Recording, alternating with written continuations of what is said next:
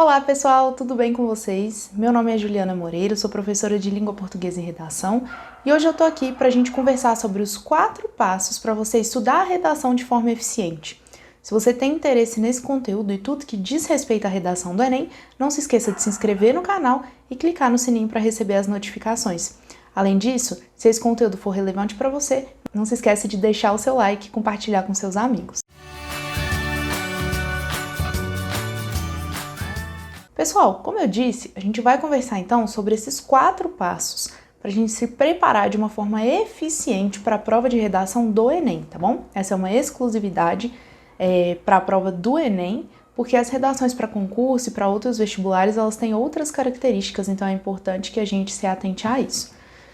Bom, nem toda escola tem a matéria exclusiva de redação, né? Algumas trabalham dentro da disciplina de língua portuguesa com uma frequência um pouco menor e outras trabalham esporadicamente. Então, de vez em quando, o professor de língua portuguesa decide ali trabalhar com redação e nem sempre é com redação voltada para o Enem, porque vocês precisam conhecer ao longo do ensino médio muitos tipos textuais. Então, às vezes, o seu professor vai trabalhar com carta, com artigo de opinião, com notícia, com reportagem, e a redação do Enem ela acaba ficando ali com pouco espaço.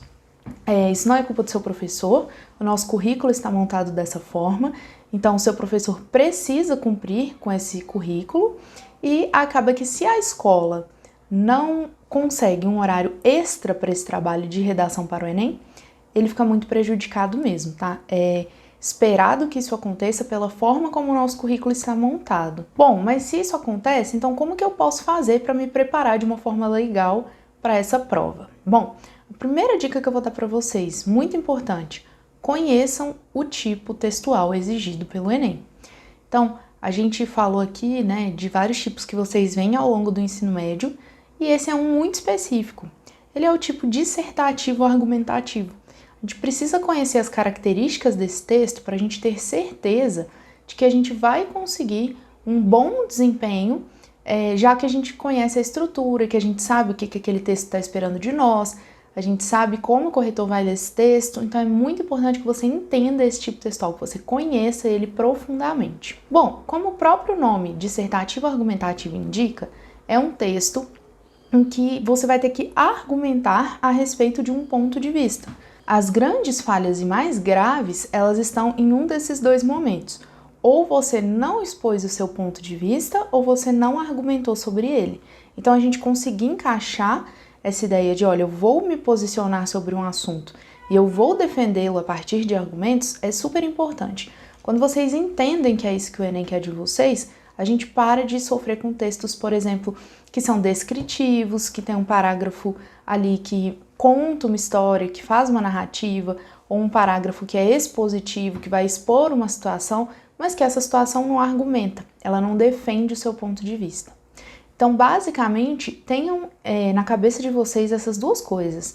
Eu preciso ler o tema e saber me posicionar sobre ele, ou seja, eu preciso saber o que eu penso a respeito daquele assunto, e depois, num segundo momento do texto, eu preciso defender o porquê de eu pensar dessa forma a respeito do assunto. Vamos supor que a gente esteja falando do tema a democratização do cinema no Brasil. Como que eu me posiciono em relação a esse tema? Eu digo, olha, eu não acho que exista democratização do cinema no Brasil. Nós temos muitas cidades sem cinema. Quando esses cinemas existem, eles têm um preço pouco acessível. Percebe que no primeiro momento eu me posicionei e depois eu comecei a justificar a minha posição? Então eu disse, o cinema não é democrático no Brasil. Esse é o meu ponto de vista. O que me faz pensar que ele não é democrático? Poucas cidades têm cinemas, as cidades que têm, o preço é muito elevado, é incompatível com a renda da população. Então eu peguei duas causas para que eu pense dessa forma, para justificar o meu ponto de vista. E são essas duas causas que eu vou desenvolver no meu texto. Vocês não precisam trabalhar com incontáveis causas. Nossa, eu tenho 10 causas para te dizer, para justificar por que o cinema não é democrático no Brasil. Mas não é interessante fazer dessa forma. Porque o Enem, como eu sempre digo para vocês, ele não é uma prova de quantidade, ele é uma prova de qualidade. Então não é quantas causas você consegue colocar para o problema, é o que você consegue desenvolver a partir dessas causas. Então você tem que aprender a filtrar. É muito mais interessante você trabalhar duas, uma em cada argumento, do que você colocar 10 e não ter espaço para desenvolver. Então tentem sempre fazer esse filtro quando vocês forem pensar nas razões que justifiquem o ponto de vista de vocês. Muitas vezes vocês vão encontrar razões inúmeras, tá? Vocês vão dizer, nossa, eu tenho aqui causa, consequência para falar sobre isso, eu poderia escrever um livro, mas você só tem 30 linhas. Então, corta em 2, que é para você não ter esse tipo de problema. E aí, pessoal, eu vou mostrar aqui para vocês, eu vou colocar na tela para vocês, um esqueminha do que é o nosso texto ideal, tá? O que é um texto que consegue, com essa estrutura, atingir a nota máxima no exame. Ju, essa é a única estrutura possível? Não. A gente tem redações com 1 argumento, redações com 3 argumentos, mas essa é a estrutura que mais aproxima vocês da nota máxima, tá? Então, eu não estou dizendo que é a única possível, mas eu estou dizendo que, do meu ponto de vista, é a melhor para que vocês trabalhem.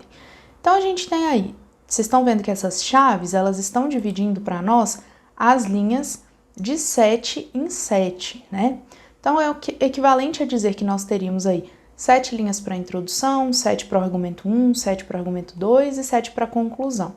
Ju, mas aí dá 28 e o Enem tem 30, certo? Primeiro, você não precisa preencher todas as linhas.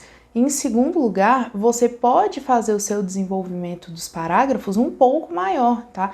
Não tem problema sua introdução ficar com 5 linhas e seu argumento com 8. Esse 7 é uma média para que o seu texto fique mais ou menos com os parágrafos do mesmo tamanho, para que você garanta um desenvolvimento.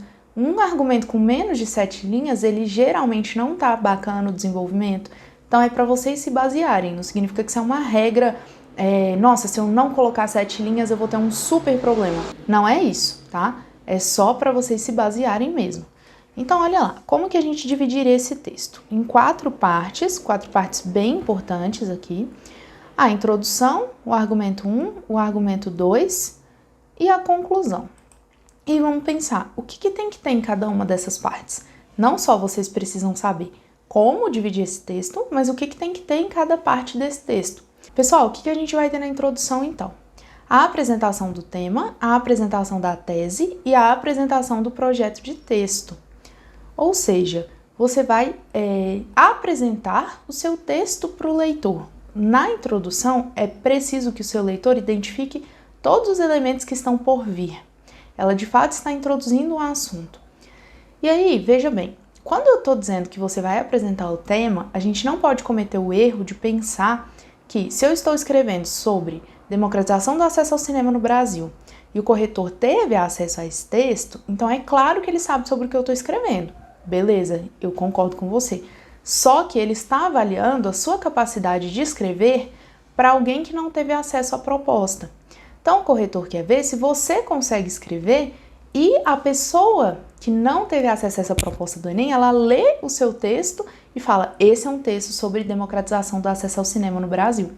É nisso que vocês têm que focar. Então, não adianta vocês trazerem termos como neste tema, no tema da redação, ou no texto motivador 1, a gente não pode usar esses termos, porque a gente está sempre supondo um leitor que não teve contato com a nossa proposta. Ele precisa ler só o nosso texto e entender sobre o que a gente está falando. Por isso que apresentar esse tema é super importante. Depois você vai apresentar a tese, que é o seu ponto de vista a respeito do assunto, né? O que você pensa a respeito do tema que o Enem te entregou. E por último, o seu projeto de texto. O que é o projeto de texto? É você conseguir antecipar os seus argumentos. É dizer, olha, se eu penso que não há democratização do acesso ao cinema no Brasil, isso acontece porque poucas cidades têm cinemas e o acesso ao cinema nas poucas cidades é muito caro. Então, veja bem, eu já antecipei lá na minha introdução o que eu vou desenvolver em cada um dos meus argumentos. Isso é o projeto de texto e a gente não pode deixar de apresentá-lo, tá bom? Depois a gente vai ter aí, no próximo parágrafo, o argumento número 1, você vai refletir criticamente a respeito de um ponto central e é o ponto central que você antecipou na introdução. Então tá bem tranquilo, você já sabe qual é esse ponto central, você não precisa ficar pensando, já tá pronto lá na sua introdução. Qual foi o primeiro ponto central que eu trouxe para vocês aqui que justifica a minha posição sobre o tema? Foi dizer que existem poucas cidades no Brasil com acesso ao cinema, então eu preciso desenvolver sobre isso de forma crítica. O que significa isso? Eu vou pensar por que isso acontece, eu vou pensar quais são as consequências disso para esses moradores, eu vou pensar qual é a relação desse número com uma ideia de democratização. É isso que eu vou fazer, eu vou pegar essa ideia central e vou desenvolver ideias secundárias que consigam justificar para mim o meu pensamento. Então eu vou refletir criticamente sobre elas. No argumento 2 eu vou fazer a mesma coisa. O meu argumento 2 seria o preço, o ticket médio de uma entrada de cinema hoje no Brasil.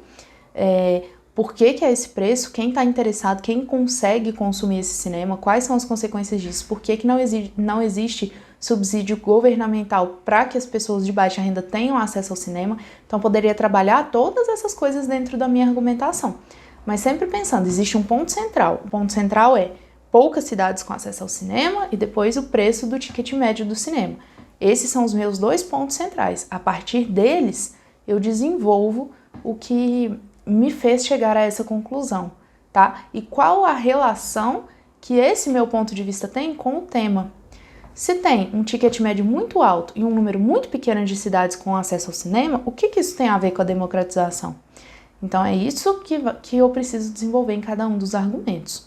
Lembrando, só uma ideia central para cada um, tá bom? Para vocês não se prejudicarem na tentativa de desenvolver várias ideias e acabar ali se enrolando porque não tem espaço para isso. Por último, pessoal, a gente vai ter aqui a conclusão, né? Que é a retomada da tese, ou seja, eu vou relembrar o meu ponto de vista lá no meu último parágrafo e vou propor uma intervenção para ele. Então, olha, se eu acho que não existe democratização do acesso ao cinema no Brasil, é agora que eu vou resolver esse problema, ou eu vou intervir sobre ele. Então, para isso, eu preciso de um agente, que é quem vai executar essa ação, uma ação, que é o que vai ser feito, um modo ou um meio, que é a forma de executar a ação, um efeito, que é o que eu vou conseguir a partir dessa ação executada, e um detalhamento. Esse detalhamento ele é um acréscimo de informação a cada um dos itens, tá? Então, bem tranquilo aí, a gente tem a estrutura de uma redação nota máxima. Então, esse foi o primeiro passo, entender e dominar o tipo textual. O nosso segundo passo é conheça os critérios de correção. Saiba o que os corretores estão buscando no seu texto. Saiba o que significa a nota em cada competência. Por que isso é tão importante, Ju? Porque vocês têm uma tendência a avaliar o texto de vocês de uma forma muito subjetiva. Então, às vezes, vocês me mandam assim, vê se isso aqui tá bom, vê se esse argumento é forte, vê se essa tese é boa. E não existe argumento forte e fraco, não existe tese boa e ruim. Então, a gente tem que aprender a trabalhar com os critérios que o Enem avalia. E eles são muito objetivos. Então, a gente vai sair dessa ideia de subjetividade e passar a ter um olhar crítico para o nosso texto que seja bem objetivo. Então, olha lá, vamos ver de forma bem breve aqui como que cada competência, o que cada competência avalia.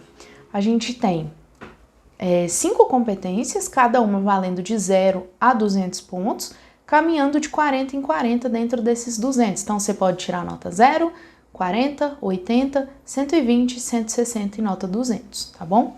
Em cada uma delas que vai totalizar 1000 pontos distribuídos. Bom, excepcionalmente esse ano o INEP disponibilizou o manual do corretor do ano passado para vocês. Então ele está acessível, vocês conseguem ver como que os corretores foram treinados para corrigir as provas de vocês e a partir disso vocês conseguem conhecer ainda melhor os critérios, tá? A competência 1, pessoal, é a competência que vai analisar para a gente o uso da norma padrão da língua portuguesa dentro do seu texto.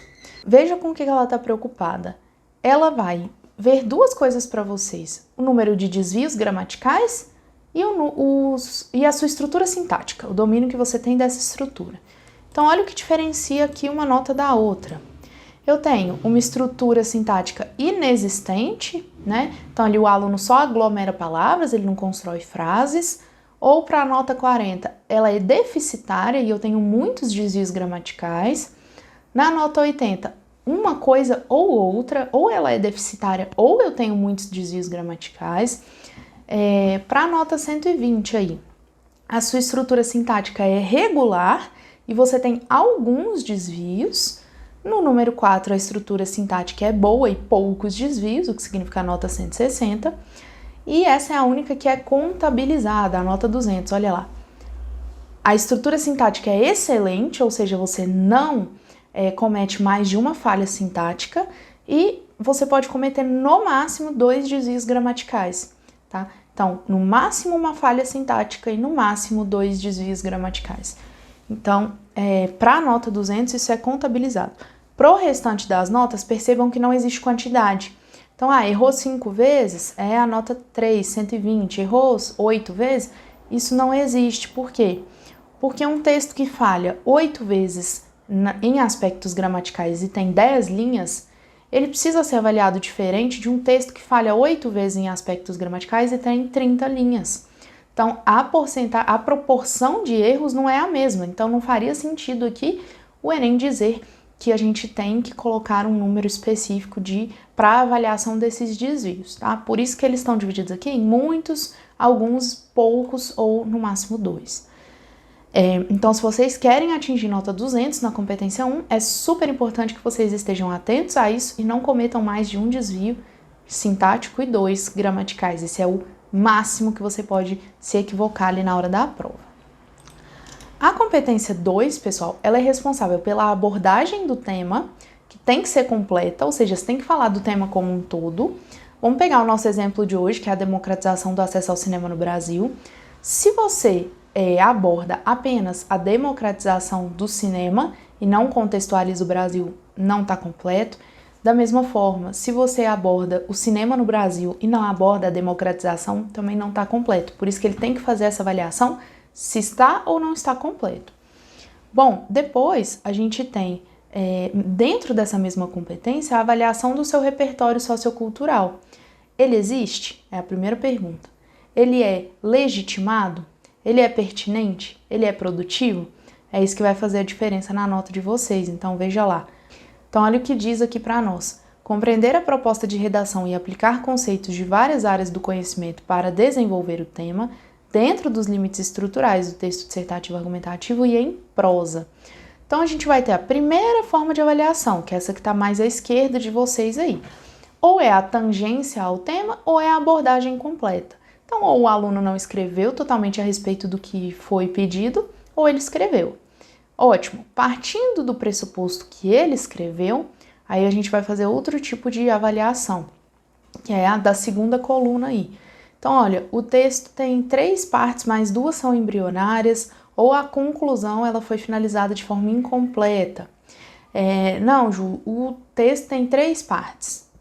Pelo menos eu consigo identificar aqui começo, meio e fim nesse texto.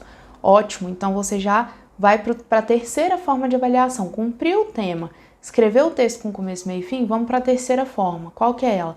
A dos repertórios socioculturais. Então, o seu texto pode ser um texto que copia os textos motivadores, e aí ele vai ter nota 80. Um texto que se baseia apenas nos textos motivadores, ou que traz um repertório, mas esse repertório não é legitimado, ou seja, você não oferece a fonte da informação, ou você traz um repertório, mas esse repertório não é pertinente. O que significa um repertório pertinente? Que tenha relação com o tema. Então, às vezes, acontece muito quando vocês tentam usar repertórios que vocês não dominam bem. Então, eu vou citar uma frase aqui de Platão nesse tema, porque já que tem que ter um repertório, eu vou colocar. E você coloque, o que acontece? Não é pertinente com o tema, não tem a ver com o tema. Colocar por colocar não vai resolver o seu problema, porque você vai estar preso aí no número 3, que significa 120 pontos, repertório legitimado, mas não pertinente. Então, eu disse que a frase era do Platão, mas não tem nada a ver com o tema que eu estou escrevendo. E aí, o que vai diferenciar depois a nota 160 da nota 200 é se há um uso produtivo ou não desse repertório. Então, Ju, eu apresentei esse repertório, eu apresentei legitimado, ou seja, eu citei a fonte, e ele é pertinente ao tema, ele tem relação com o assunto. E agora, ele é produtivo ou improdutivo? Produtivo é aquele que cumpre um papel muito específico no seu texto. Ele está ali de forma a embasar a sua argumentação, a ter um diálogo direto com ela. O que é improdutivo é aquele que está ali só passeando com o repertório. O repertório apareceu ali porque era interessante, tinha a ver com o tema, mas você não usa esse repertório. Você não reflete sobre ele, você não relaciona ele com seus argumentos, ele só está exposto. Aí é uma nota 160, porque ele não vai ser produtivo. Bom, vamos aí à competência 3, é a que vai julgar a execução do nosso projeto de texto e o desenvolvimento argumentativo de vocês. Então, a gente tem aí, de novo, né, um texto tangente, ele já tem 0 nessa competência, ou ele pode ter 40 se ele tiver tangente com direção. O que significa isso? Ele não aborda o tema de forma completa, mas eu percebo onde o candidato quer chegar. Ou ele pode abordar o tema de forma completa, ou seja, todos os elementos que estão no título ali do tema constam dentro do texto, mas não tem direção, eu não consigo entender o que o candidato quis com aquele texto. Bom, e depois vai se dividir aqui em projeto de texto e o desenvolvimento das informações que contém o seu texto. Então, quando eu digo para vocês, gente, não coloca 100 causas para o problema dentro de um parágrafo, é porque vocês vão ter problema nessa competência 3. Essa aqui, ela vai dizer para vocês o seguinte: aquilo que você coloca como informação, como fato ou como opinião precisa estar desenvolvido. Se você só passou por cima, você vai ter problema de nota nessa competência. Então, olha lá, eu tenho um bom projeto de texto para ter uma nota 200, certo? O que significa isso? Lembra lá da estrutura que eu mostrei para vocês? Um bom projeto de texto é aquele que antecipa os meus argumentos e é aquele que resolve, na conclusão, o que foi desenvolvido pela argumentação. Esse é um bom projeto de texto. E agora a segunda parte. Eu preciso desenvolver informações, fatos e opiniões em todo o meu texto. Eu não posso simplesmente ficar passando pelas questões. Por isso que quantidade não surte efeito nessa prova, tá bom? A competência 4 é aquela que vai avaliar o uso dos mecanismos linguísticos para a construção da argumentação. A gente pode traduzir isso em vai avaliar a coesão textual da sua redação. E para isso, olha só o que eles estão avaliando: a presença de elementos coesivos.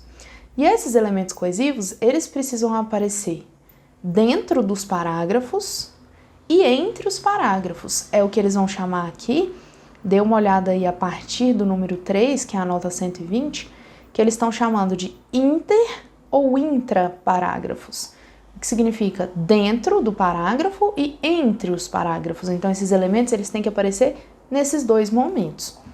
E aí, para a nota 5, né, eu preciso ter uma presença expressiva de elementos coesivos dentro dos parágrafos e entre os parágrafos, e eu tenho que ter raras ou ausentes repetições. Então, um texto que repete muitas palavras não vai atingir nota 200 nessa competência em função das repetições.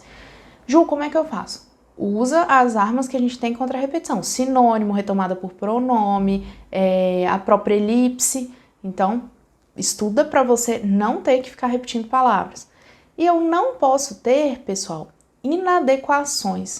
O que são inadequações? É você usar um coesivo de forma equivocada. Então, um coesivo que vocês costumam errar muito são os coesivos adversativos. Vamos pensar no contudo. O contudo é um coesivo que significa mas, que significa entretanto. Mas alguns alunos usam no sentido de, com tudo isso que eu falei, com resumo de tudo isso que eu fiz, então eles usam como um conclusivo. E aí quando você erra esse lugar, aí é uma inadequação que não pode acontecer aqui nessa competência. Ela é mais exigente que a competência 1. Porque lá na 1, para nota 200, você ainda pode ter um desvio sintático e 2 gramaticais. Aqui na 4, não pode ter desvio, tá? Não pode ter erro com o uso desses coesivos. Por fim, a competência 5, ela vai examinar a proposta de intervenção. Apenas isso. Ela vai avaliar os 5 elementos da proposta que eu apresentei para vocês lá na estrutura: agente, ação, molde, efeito e detalhamento. E é apenas isso. Ela vai ver se você elabora uma proposta com esses elementos. Por isso que aqui vocês estão vendo a nota. A nota 200, aqui no item 5, 5 elementos válidos, ou seja, coloquei todos os elementos válidos. Ou 4, por quê? Porque o candidato esqueceu o efeito. Ou 3, por quê? Porque ele esqueceu o efeito e o meio.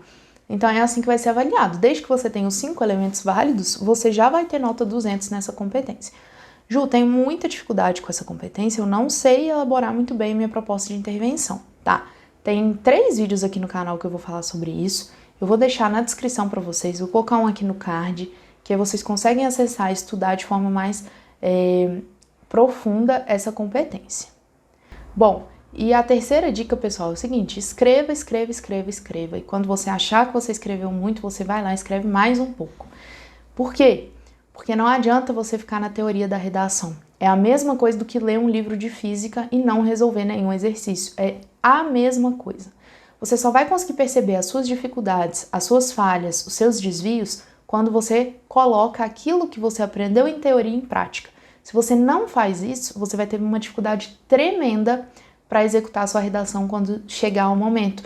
Ali na prova do Enem você não vai ter opção, você vai ter que sentar e escrever. Então treine bastante essa escrita. Ju, qual que é o ideal? O mínimo uma redação por semana, tá? Pensando em uma redação e a reescrita dessa redação, a gente vai chegar lá daqui a pouco. Mas no mínimo uma por semana. Tem um vídeo aqui que eu também vou colocar no card para vocês e vou deixar aqui na descrição, que é um vídeo em que eu ensino estratégias para se estudar a redação. E lá eu falo exatamente como você pode dividir isso. A escrita do seu texto, a frequência dessa escrita, como que eu vou mesclar aí a teoria com a prática, tá tudo lá nesse vídeo. E por fim, pessoal, o quarto passo é a reescrita. Muitos alunos não dão muita moral para a reescrita, né? Então eles escrevem o texto e depois ele fica para lá. Mas a reescrita ela é fundamental. É só a partir da reescrita que duas coisas vão acontecer. Primeiro, você vai ter a oportunidade de superar os desvios que aconteceram no primeiro texto. E eles tendem a não mais se repetir quando isso acontece. Essa é a primeira coisa. A segunda coisa é você vai perceber se de fato você entendeu onde estão as suas falhas. Porque uma coisa, vamos pensar lá na física, que você sempre entende, vocês tendem a entender com mais facilidade, tá?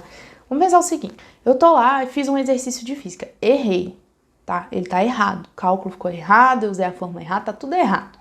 Aí vem o meu professor e fala: Juliana, você errou esse exercício porque você usou a fórmula X e deveria ter usado a fórmula Y, por isso você não chegou ao cálculo certo. Aí eu falo: tá bom, professor, obrigada, viu? E vou embora e nunca mais resolvo esse exercício.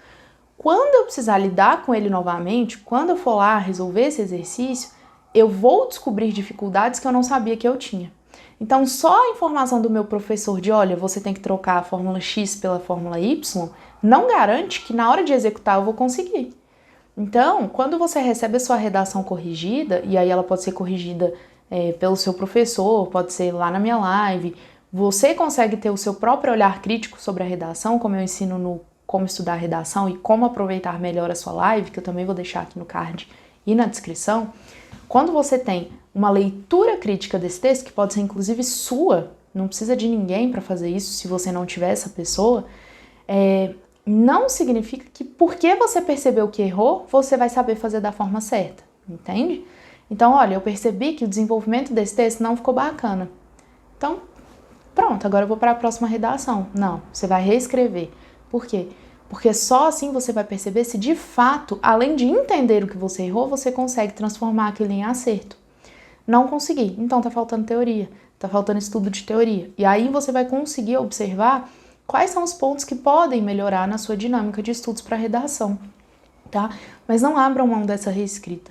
Eu tenho alunos, por exemplo, que têm notas muito altas comigo, muito altas, e às vezes, por exemplo, para nota 1000, vocês vão perceber que é possível ter um texto nota 1000 que tenha um desvio sintático e 2 gramaticais. E já aconteceu de eu dar uma nota para um aluno que tinha um de cada, um sintático e um gramatical. Eu devolvi o texto e falei: olha, parabéns, mas você tem aqui 2 equívocos. E ele falou: tá, professora, agora eu vou reescrever o texto. E aí, né, vocês podem pensar: eu não vou reescrever o texto porque tem uma vírgula e um acento errado, né? Não faz sentido. Faz todo sentido. É só dessa forma que você vai, de fato, aprender aquilo. Então, quando ele diz: eu vou reescrever, eu concordo em absoluto, sim. Então, reescreva mesmo, porque você precisa que essa informação ela fique na sua memória de longo prazo. Não é algo que eu vou te apontar, essa palavra tem acento, obrigada, tchau, e nunca mais vou trabalhar com isso, você vai errar ela de novo. Então, a prática, ela é necessária e a reescrita é muito, muito necessária, tá bom? Bom, pessoal, eu espero que esse vídeo tenha sido útil para vocês, que eu tenha conseguido ajudar vocês a perceber qual é aí o caminho melhor para a gente percorrer quando a gente está pensando no estudo para redação, que vocês tenham gostado das dicas. que tenham entendido as competências, a estrutura. Se isso não aconteceu, fiquem à vontade para escrever aqui para mim, deixa nos comentários, Ju, não entendi isso, não entendi aquilo, coloca. Ter dúvidas, gente, não tenham vergonha de ter dúvidas, porque se você teve dúvidas é porque você conseguiu refletir a respeito do que eu trouxe de conteúdo para você. Se você produziu essa reflexão, é porque o aprendizado está acontecendo. Quem não tem dúvida dificilmente aprende. Então, não tenham medo, coloca aqui as dúvidas. Se você preferir, me chama lá no Instagram, @julianamoreira2020, que eu consigo te ajudar por lá também, sanar suas dúvidas, mas não fique com elas, tá? Não fica amargurando essas dúvidas, não deixa pra lá. Compartilha elas comigo. E não se esquece de deixar o seu like aqui nesse vídeo. Se você tiver sugestão de conteúdo aqui pro canal, é só deixar também na descrição, nos comentários, né, aqui do YouTube, que eu sempre leio e tento atender vocês da melhor forma, tá bom? Um abraço para vocês e até a nossa próxima aula.